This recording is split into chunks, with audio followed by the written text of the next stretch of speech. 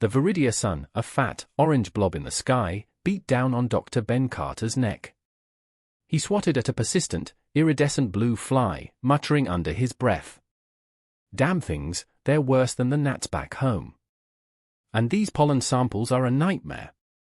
I swear this flower is actively trying to contaminate my sterile bags. He adjusted his wide-brimmed hat, a battered relic from his graduate school days, and squinted at the bizarre, bioluminescent flora around him. Viridia was, to put it mildly, bonkers. The plants pulsed with soft light, their colors shifted with the breeze, and some even chirped. It was a botanist's dream and a logistical migraine. Ben, armed with his trusty field kit and a healthy dose of caffeine, was determined to catalog as much as possible before the next scheduled data transfer back to Earth. He had just carefully extracted a sample from a particularly flamboyant, purple, lily-like plant when a strange rustling sound reached his ears. Probably just another six-legged rodent, he sighed, turning towards the source of the noise. Though, to be fair, they're not so much rodents as multi-legged, bioluminescent grazers. He trailed off, blinking. The rustling wasn't coming from the brush. It was a group of beings he had only seen in grainy, highly confidential files before, the Cathar. They moved with a fluid grace that seemed to defy gravity, their obsidian skin shimmering in the sunlight. There were about 5 of them, all taller than him, with large, silver eyes that seemed to absorb the light. Their ears were long and pointed, twitching slightly as they observed their surroundings. They looked like something out of a high-budget sci-fi movie, and not the campy, fun kind, more like the ones that made you question the fabric of reality. One of them, significantly taller than the others and with a particularly captivating aura, stepped forward. Ben's breath hitched. She was stunning. The way the sunlight caught her skin, the subtle curve of her jawline, the sheer intensity of her gaze, it was all a bit much for a Tuesday afternoon on a new planet. "Greetings, Earth being," she said, her voice a melodic hum, the translator device on her collar emitting a surprisingly pleasant synthesized sound. "We are the Cathar of the Sara clan. I am Lyra. We have been observing your interesting interactions with the flora." Ben, a man whose social skills peaked in the 11th grade, found himself completely tongue-tied. Hi, he managed, clutching his pollen sample like a lifeline. "I'm Ben. Dr. Ben Carter. I'm a botanist. From Earth. As you can see." He gestured vaguely with the hand holding the sample bag. Lyra tilted her head, her large silver eyes locking onto his with an unnerving intensity. A faint scent reached Ben's nose, a mix of sweet flowers and something musky. He coughed awkwardly. "We understand your species' fascination with the flora. But it is unusual how you interact." Lyra took another step closer, her gaze still fixed on his face. The musky scent intensified. "We observe your pleasure." Ben's face flushed a shade of red usually reserved for overripe tomatoes. "Pleasure? I was just taking samples," he stammered. "For science. Purely scientific purposes." He could feel his heart hammering against his ribs. He wasn't sure what was happening, but he had a very strong suspicion it wasn't in the training manual for first contact. Another Cathar, shorter and with slightly paler skin, stepped closer to Lyra and hummed something, a series of rapid clicks and whistles. It seemed like a warning. Lyra ignored it, her attention squarely on Ben. "You radiate a very particular scent." "It is intriguing," Lyra said, taking another step closer, and now standing only a meter away from him. Ben could see the minute details of her obsidian skin, the delicate network of veins beneath the surface. Her silver eye seemed to glow, making him feel incredibly exposed. The musky scent became overwhelming. Ben's mind went blank. He knew, intellectually, that they were communicating with pheromones as well as sound, but experiencing it was something else entirely. I don't understand. I don't smell anything unusual," he said, his voice trembling. He could feel heat pooling in his lower abdomen. Was it getting hotter? Lyra's lips quirked into a small smile. It was subtle, but it made Ben's stomach flip. Perhaps you are not yet receptive. But it will come. She reached out a hand, her fingers long and delicate. Ben found himself completely frozen, his brain screaming danger. Alien. Potentially hostile, while his body was yelling something entirely different, and significantly more primal.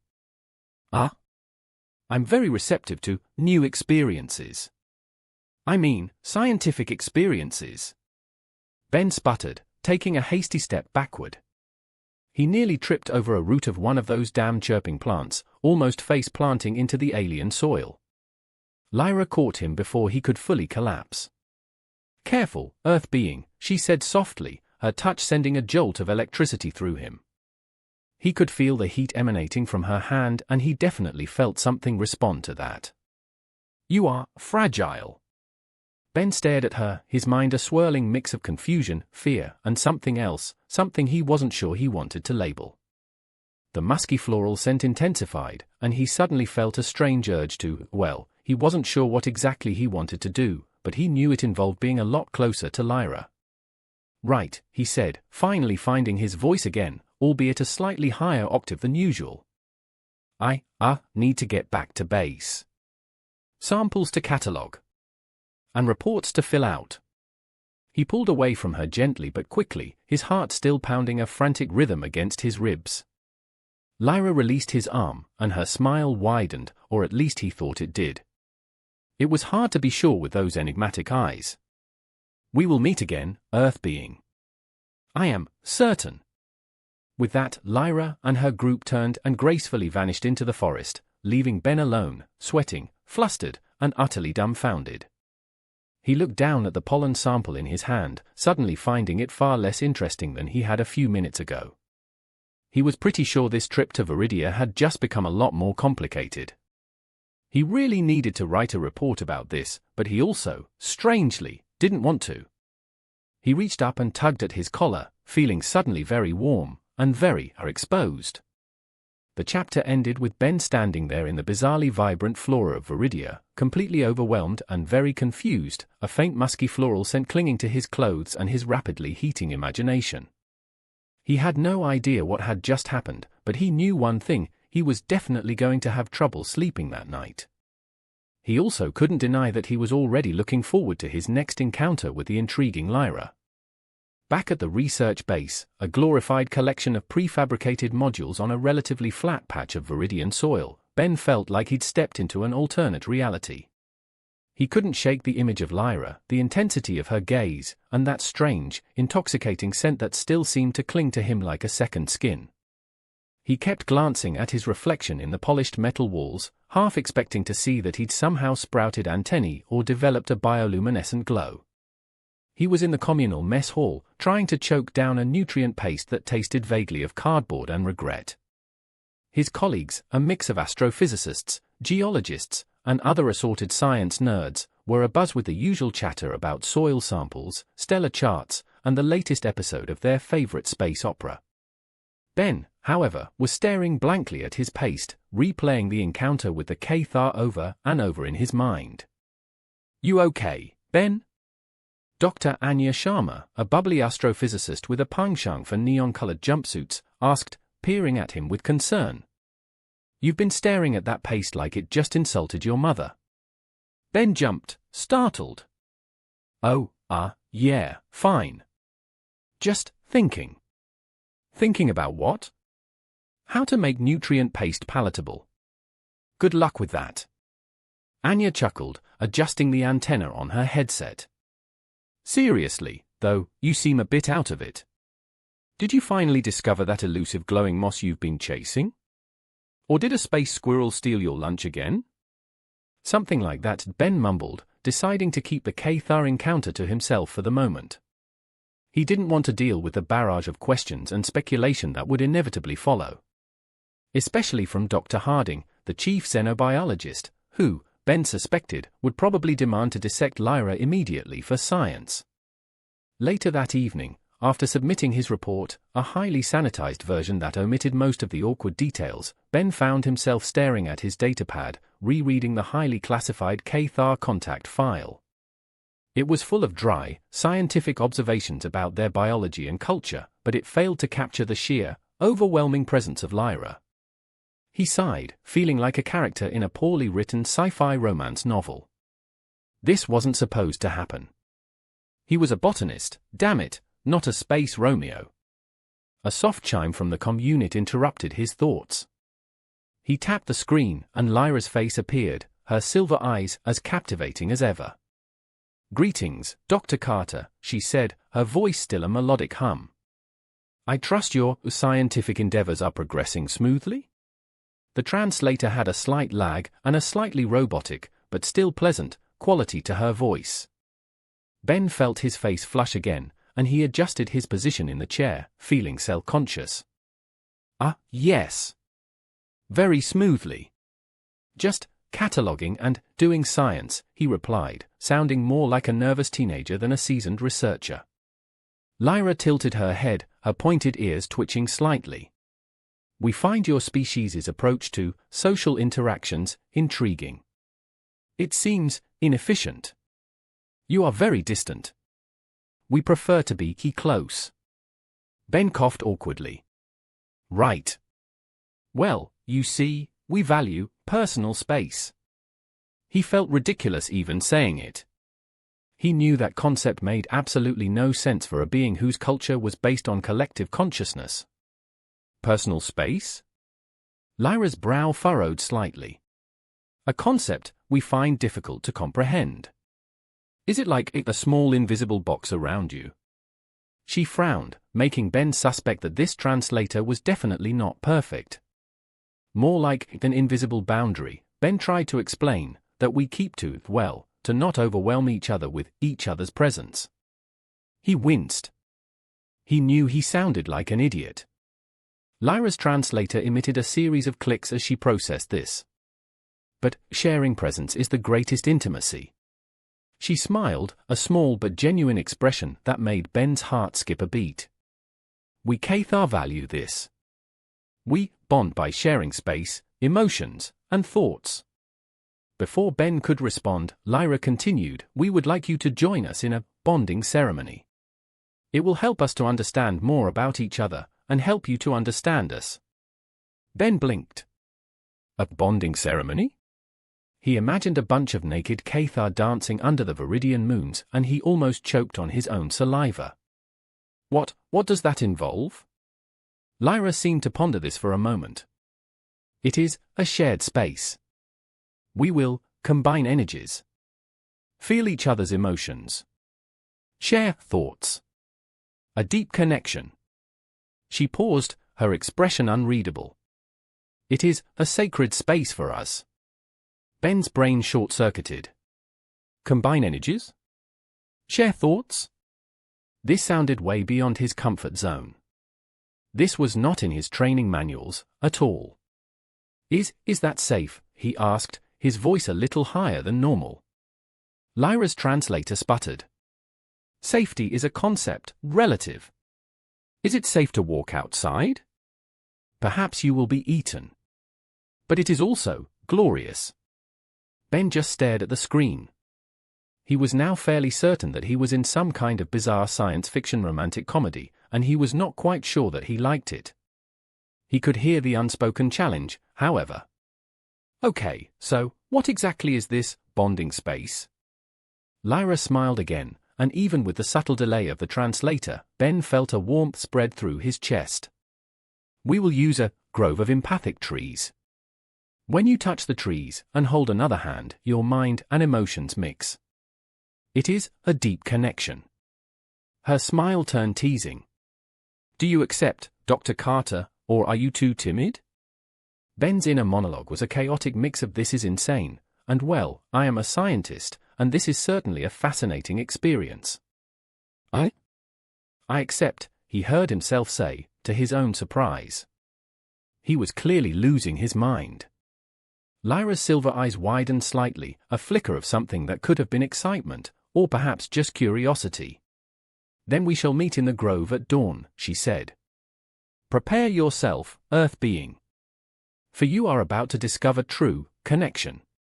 The comm screen went black, leaving Ben staring blankly at the reflection of his bewildered face. He sighed, feeling a mix of dread and anticipation. He had a feeling that dawn on Viridia was about to get very, very interesting. He rubbed his temples. He needed to have a long, hard talk with someone who has been in an interspecies relationship. Maybe he needed to Google this before meeting her. Then he remembered that he had no internet access. He face-palmed. He was so going to regret this. But also, he was a little bit curious. He shook his head and walked to the sleeping quarters to prepare for dawn, which he was certain was going to be anything but restful. The Viridian dawn arrived in a symphony of vibrant colors, painting the sky with hues of orange, pink, and electric blue. Ben, who had spent most of the night tossing and turning, found himself standing at the edge of the grove Lyra had described, feeling like a lamb being led to the proverbial slaughter. He was dressed in his standard-issue research gear, but he still felt incredibly underdressed for what was about to happen, or at least what he thought was about to happen. The grove itself was a sensory overload. The trees were tall and slender, their bark a swirling mix of silver and gold, and their leaves pulsed with a soft, inner light. The air hummed with a low, resonant energy that made Ben's skin tingle. He could hear soft chirping sounds and the rustling of leaves, and he could feel a gentle vibration in the ground. And then, there was the smell. The musky floral scent from Lyra was now amplified, stronger than ever, and it was having a very noticeable effect on him. Lyra emerged from the trees, her obsidian skin shimmering in the dawn light. She moved with a fluid grace that was both mesmerizing and intimidating. She was accompanied by two other Cathar, who looked at Ben with a mixture of curiosity and something he couldn't quite place, possibly amusement. The scent that wafted from them was different from Lyra's. They seemed to be giving off a scent that was a mixture of earth and spices. It was certainly potent. "Greetings, Dr. Carter," Lyra said, her voice a melodic hum. "Are you prepared for the merging?" Her eyes met his, and for a moment, Ben felt like he was the only person in the universe. Prepared is a strong word," Ben replied, trying to sound more confident than he felt. "Intrigued and cautiously optimistic? How about that?" He could feel his heart pounding against his ribs, and his hands were slightly clammy. He wasn't sure if it was fear or something else, something his more primal side was very interested in. Lyra's translator emitted a series of clicks. Optimism is a useful tool. Though, fear can also be instructive. She paused, then reached out a hand towards him. "Come. The trees await." Ben took her hand, and a jolt of energy coursed through him. Her touch felt both incredibly soft and strangely powerful. It wasn't unpleasant, but it definitely made his senses feel like they were going into overdrive. He followed her deeper into the grove, the soft, glowing leaves casting eerie shadows around them. The two other Cathar followed close behind them. They stopped in a small clearing, where a circle of the glowing trees stood, their roots intertwined. Lyra gestured to Ben to stand opposite her, placing his hand against the tree next to hers. "Now, take a deep breath, and open yourself to the connection," she instructed, her voice soft and calming. Ben inhaled shakily, trying to ignore the buzzing in his ears and the way his body was reacting to Lyra's proximity. As soon as his hand touched the tree, he felt a surge of energy, a tingling sensation that spread from his fingertips to his very core. It was like touching a live wire, but a really pleasant one, and the combined scent of all three Cathar was now affecting him strongly. He looked over at Lyra, who was gazing at him with an intensity that made his knees weak. "Now, you will feel my emotions, and I yours," she explained. "And we will both feel the emotions of the forest." The next few moments were a blur of sensation. Ben felt a wave of intense emotions washing over him, joy, sadness, curiosity, and a strange, overwhelming sense of longing. It wasn't just his emotions being amplified, it was the emotions of Lyra, and the emotions of the forest itself. He could feel the slow, patient rhythm of the trees, the frantic energy of the insects, and a deep sense of interconnectedness that he'd never experienced before. He could also feel Lyra's curiosity about him, her attraction and something more, a kind of possessiveness. He also felt her sudden confusion as she felt his lust. It was messy, human, and definitely not what she was expecting. She pulled back slightly, her large silver eyes widening in surprise. You feel a great longing for us?" she asked, her translator sputtering slightly. "But it is a physical longing." Ben blushed to the roots of his hair. "Well, yes, I suppose so," he stammered, feeling incredibly exposed. "It's a bit complicated for humans." He could also feel her confusion, mixed with a kind of awe. Lyra's gaze intensified. "Complicated, yes. I feel it too." Then, her gaze took on a new quality, a kind of hunger. "And I find it intriguing." The combined sense intensified, and Ben felt a physical reaction that he tried, unsuccessfully, to suppress. One of the other Cathar, the one with paler skin, gave Lyra a sharp look and hummed something low and urgent. The translator didn't quite catch it, but Ben had a feeling it wasn't a compliment. Lyra ignored her compatriot and turned her attention back to Ben. "This is not the mating," she said, her voice a low purr that sent shivers down his spine. "But it is a taste." Before Ben could process that statement, one of the researchers from the base, Dr. Harding, strode into the grove, her expression a mixture of excitement and barely concealed anger. She was trailed by a small group of other scientists, all holding various monitoring devices. "Dr. Carter!" Dr. Harding barked, her voice echoing in the grove. "What in the name of scientific progress do you think you're doing? We've been monitoring your vitals. Your readings are off the charts. We need to understand what is happening with the Cathar. And the first thing we can start with is breaking the connection." Lyra turned, her eyes narrowing, and the glow of her skin intensifying.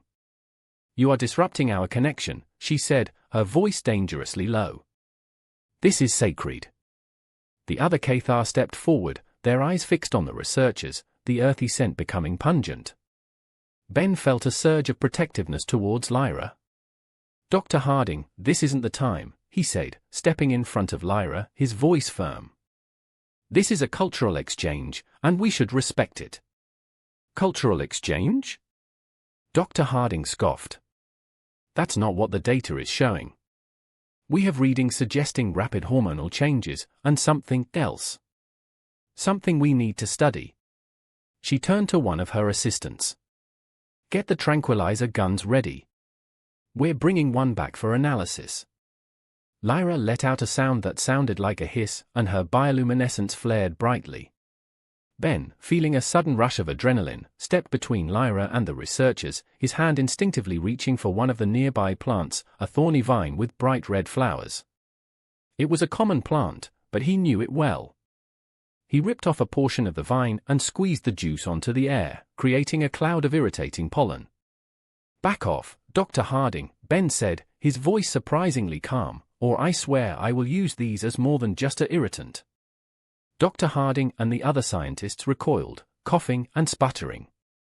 Lyra seemed surprised, but grateful. Ben looked at her, his heart still pounding, and he knew something had just changed. He was not just a botanist anymore. He was Lyra's protector. And he had a feeling things were about to get a whole lot more complicated. And a lot more intense. He could still feel her lingering lust and desire for him through the connection, and he wondered, not for the first time, how this was going to turn out. The air in the grove crackled with tension. Ben, still clutching the thorny vine, stood between Lyra and Dr. Harding, feeling a surge of protectiveness he didn't know he possessed. He could feel Lyra's emotion swirling within him, a mix of anger, fear, and a strange, almost possessive desire. It was a heady cocktail, to say the least. The pollen he released had effectively created a barrier, giving Lyra and her companions a moment to regroup. "Dr. Carter, are you out of your mind?" Harding sputtered, wiping at her eyes. "You're jeopardizing the entire mission." Her face was red, and she was clearly furious. Ben took a deep breath, trying to sound calm despite the adrenaline coursing through his veins. "No, Dr. Harding, I'm protecting it. What you are attempting to do is a blatant disregard for an intelligent species. This was a bonding ritual, and not a specimen collection." He glanced back at Lyra, who was now standing beside him, her obsidian skin radiating a soft, golden glow. "He speaks truly," Lyra said, her voice low and dangerous. "Your actions are disrespectful. You treat us as objects, not as beings." Her translator seemed to struggle with the intensity of her emotions, and some of her words came out clipped and distorted. One of the other scientists, a young geologist named David, coughed awkwardly. "Dr. Harding, maybe we should reconsider our approach? I mean, these readings are off the charts, but maybe that's because we don't understand what's going on." He looked uneasy, clearly uncomfortable with the aggressive stance Dr. Harding was taking. Harding scowled. "Fine, but I'm still getting those readings analyzed. We need to know what those pheromones are doing, and why Dr. Carter is so protective of them." She glared at Ben, then turned to her team. "Let's go, people. We'll regroup at the base." With one last, lingering glance at Lyra, she turned and stomped back towards the research facility. The rest of the scientists followed, leaving Ben and Lyra alone in the clearing with the two other Cathar. Once the researchers were out of earshot, Ben let out a shaky breath. "Well, that was intense," he said, wiping his brow. He could still feel a tingling sensation where he touched the empathic trees, and the combined pheromonal scent of the Cathar was still swirling around him. Lyra turned to him, her silver eyes searching his. "You defended us," she said, her voice softer now. "You protected us." She took his hand again, and the jolt of energy was stronger than before. "You needed to be," Ben said, his voice a little husky. "And I don't think they're going to stop. We should do everything in our power to understand each other on our own terms, without the need for dissection and invasive studies." Lyra smiled, a small but genuine expression. "Then, we must continue the merging. We are not done." Her voice deepened, and she pulled him closer so that their bodies were almost touching. The intense musky floral scent wrapped around him like a blanket, and he could feel his body responding in a way that he was starting to become accustomed to. He had an idea where this might lead, and his initial resistance was slowly being worn away. He was also sure that this was not just a simple bonding ritual. Ben swallowed, his heart hammering in his chest. "Are you sure that's wise? Given the current circumstances?" He felt a thrill of anticipation, a mixture of fear and excitement. Lyra's translator emitted a soft chuckle. "Wisdom is a human concept. We prefer experience. And it is our sacred space. We cannot be interrupted." Again. She tilted her head, her eye sparkling with something akin to mischief. "And I want to explore this connection between us, this physical longing you feel." The two other Cathar remained silent, observing Ben with a curious, almost amused gaze. He suspected that they had been expecting this, somehow. With a sigh that was more of a surrender, Ben nodded. He knew he was walking into something complex, something that could change his life forever. But at this point, he couldn't resist. The pull towards Lyra was too strong, and he couldn't deny the spark that was growing between them. He moved closer, and Lyra brought her hand up to cup his face. Her touch was soft and electrifying. They stood there for a moment, locked in a shared gaze, the vibrant energy of the grove swirling around them. Then, she leaned in, and their lips met. It was unlike any kiss he had ever experienced. It wasn't just the physical sensation, though that was certainly intense. It was like a merging of minds, a sharing of emotions, a connection that transcended language and species. He could feel Lyra's desire, her curiosity, and her growing affection for him. He, in turn, let his own feelings flow freely, and she was certainly surprised by them. He could also feel a strange, almost possessive energy coming from her, which he suspected was amplified by the ongoing connection. As the kiss deepened, their connection intensified, and he could feel her emotions, their combined emotions, swelling to a crescendo. The world around him seemed to fade, replaced by a kaleidoscope of colors and sensations. He could feel her energy coursing through him, a warm, electric current that left him feeling both exhilarated and strangely at peace. It was more than just a kiss, It was an exchange of souls, and Ben felt like he was finally discovering the meaning of connection. Lyra pulled back slightly, her obsidian skin glowing with a soft, inner light. "Our connection is powerful," she whispered, her voice trembling. "More powerful than I anticipated. And I like it." Ben nodded, his mind reeling from the experience.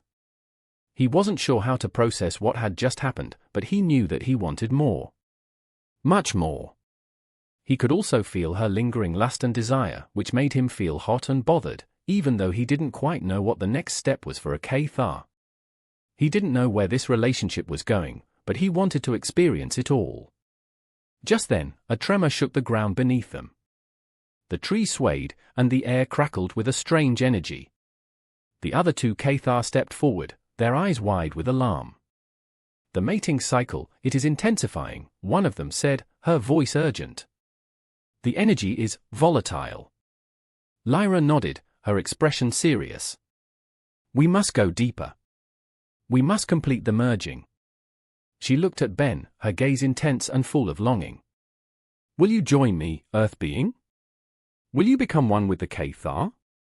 Ben took her hand and squeezed it tightly, his heart pounding. He knew that this decision would change everything. But he didn't care. He was ready to explore this connection, no matter where it led. He looked into her silver eyes, and he knew what he had to do. "I will, Lyra," he said, his voice filled with a conviction that surprised even himself. "I will join you. But on our terms." And he knew that their relationship was just beginning, and that this was going to be an experience unlike any other. And he was excited, and apprehensive, and incredibly, utterly aroused. The ground trembled again, a low, resonant hum vibrating through the grove. Ben could feel the energy of the planet itself, a powerful force that seemed to be reacting to the intensifying Cathar mating cycle. Lyra's hand in his was warm and firm, and their connection felt stronger than ever. The other two Cathar stood beside them, their expressions a mix of concern and anticipation. The air was thick with pheromones, and the scent of flowers and musk was almost overwhelming. "We must go deeper into the grove," Lyra said, her voice urgent. "The merging must be completed, or the cycle will consume us." She looked at Ben, her silver eyes searching his. "Are you ready, Earth being? For this will change us, forever." Ben nodded, his heart pounding in his chest. He didn't fully understand what was about to happen, but he trusted Lyra, and he was ready to face whatever came next. "I'm ready," he said, his voice firm.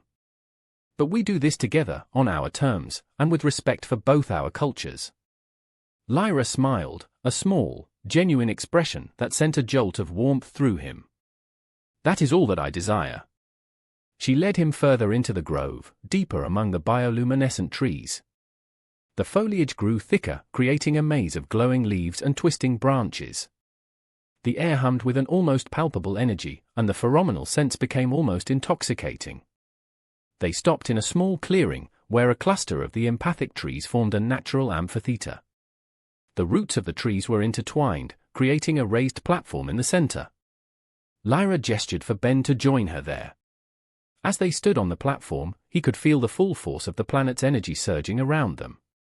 "Now, we will connect our minds and bodies," Lyra explained, her voice soft. "We will share our deepest emotions, our innermost thoughts, and our very essences.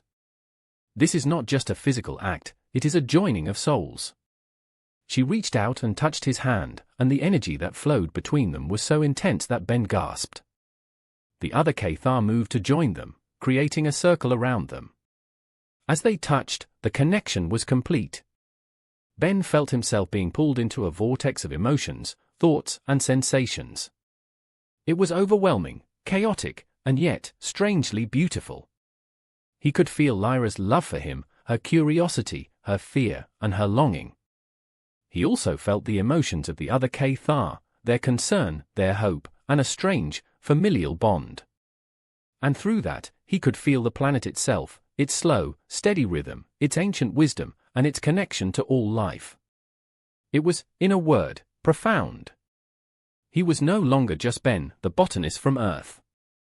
He was a part of something bigger, something that transcended species and cultures, something that was both terrifying and exhilarating.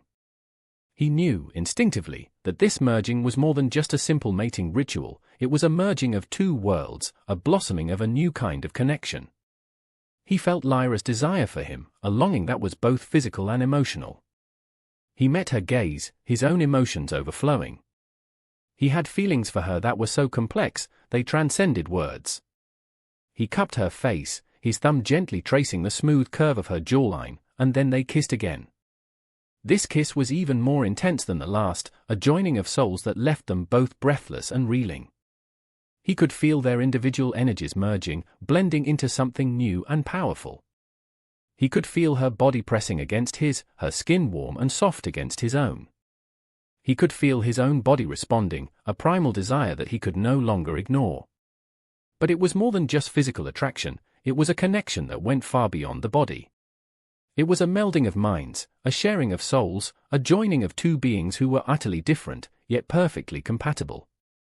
He knew, at that moment, that this was not just a fleeting encounter.